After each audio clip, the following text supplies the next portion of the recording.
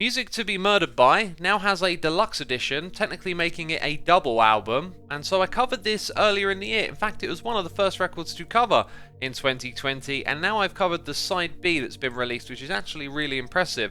So in this video, we're going to go over both of my blogs which I wrote about these two halves of now the same album that were released either end of the year. Anyway, let's jump into it. Another Eminem record already? Technically, this is just the deluxe edition of Music to be Murdered By released earlier this year. Labelled as Side B, we are treated to 16 cuts, the majority of which are a grade better than the original lineup. With references to coronavirus and the global pandemic, it's obvious a portion of this was recorded after the original release.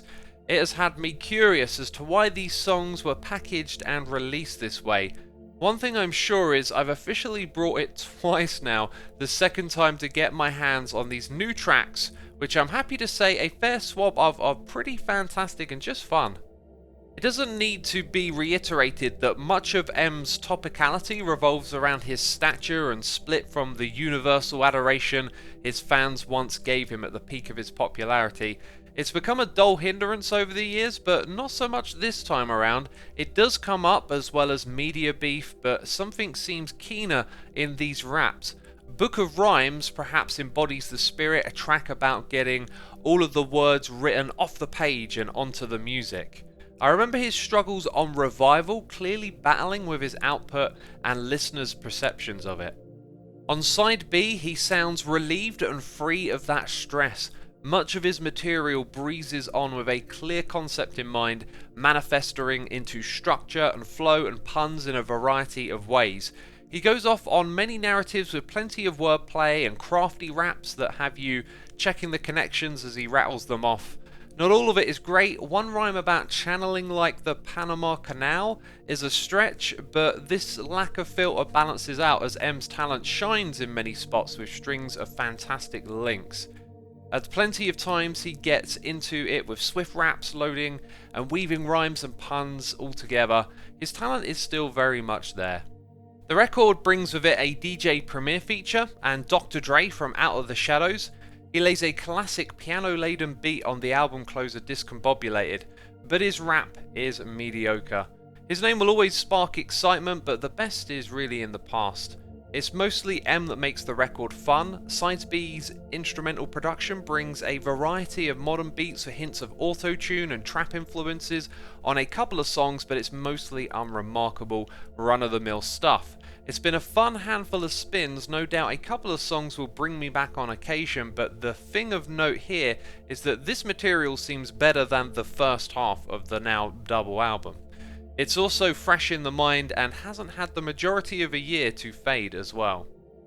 And now for my post earlier in the year about this first half of the record. Arguably rap's biggest name, Eminem, has dropped a surprise album on us to kick off the new decade. Inspired by the acclaimed horror movie maker Alfred Hitchcock's 1958 album of the same name, the shock of its release and blood-soaked album cover set off a spark in my mind. I yearned for the Detroit talent to be freed of constraints and pursue an interesting concept and avenue for his rhymes. This led to a rather disappointing initial listen as M dived straight into the fatigued back and forth with his haters on the unaccommodating. Continuing to fight his insecurities of the criticism levelled his way again. It becomes a tired theme souring the recent string of albums. There is good news, however. With each listen, the album grows as the weak spots reveal themselves to be clustered either side a string of decent songs in the middle. The underlying themes emerge, Eminem venting his personal relationships, childhood struggles, and tackling the current wave of tragic shooter events in his country. It's articulated with a finesse and attitude that only he can do. His technical prowess and wordplay is a splattered mess of gaudy, goofy, and genius. I find myself not sure if I should love or cringe at his puns, punchlines, and words between the lines.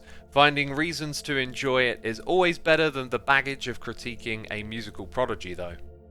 Unsurprisingly, there is a well of topicality in his lyrics to get into, and it's all put together with variety. His slow, steady, purposely directed words on darkness tell a tale from the narrative of a shooter at a concert, a typically controversial Eminem track, but the tone is right here to get the message across to those who are open to hear it. Moments before this glum, sorrowful song, Em is going ham with his chops of lightning spat rhymes as he rivals his own rap god with Godzilla, perhaps a through line in the name there. The vibes jump from fun to sad with a track switch, and so does his flow, as much of the album will move from one idea to the next. Em deploys a healthy variety to engage, but consistency is something to be desired. The production initially shook me up. I didn't like a moment of it. Familiarity drew me in on the second spin. It's a constant curiosity of mine how that works. Now I'm loving it. The beats are sharp, snappy and crunky, the percussion pops and provides an aggressive framework of liveliness to complement the energy of Eminem and his guests. They were for the most part in M's shadow, a hard place to make an impression from. The likes of Skylar Grey could stand out when she lends her singing. Yah Yah is possibly the best of the bunch, bringing on Royce da 5'9", Black Thought and Q-Tip for an exceptional song, throwing all the hails back to the golden era of hip-hop. As a whole, it has its peaks, but its valleys too. Marsh is a self-indulged spew of puns and plays on his name.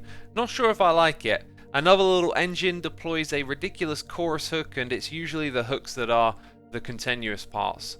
The sung choruses, hailing back to some of his best music, doesn't always land. Stepdad is a wound of a song and pouring his heart out, but the sung chorus, again, I just don't know quite how I feel about it. Overall, I think Music to Be Murdered By has a lot of quality, and M gets on track with his topics for the most part.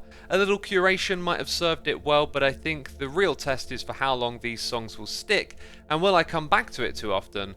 For now though, I've enjoyed it plenty, and I think it's a worthy release.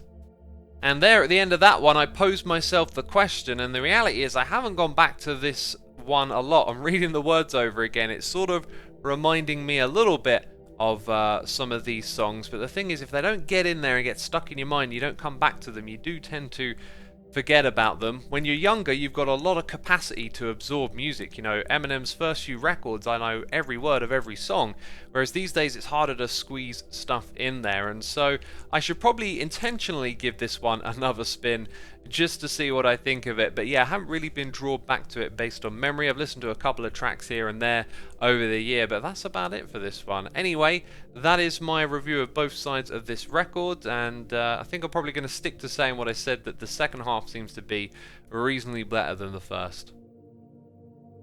Thanks for listening. If you'd like to see some more of my music blogs, go check the website out. Every page has over 1,000 articles sorted by artist, year, genre and more. Just hit Ctrl F and have a search for something that interests you. You can find a link to the blog in the description box down below, where you'll also find links to my other YouTube channels. Check them out if you are curious. Thanks again for watching, and be sure to subscribe to catch the next upload.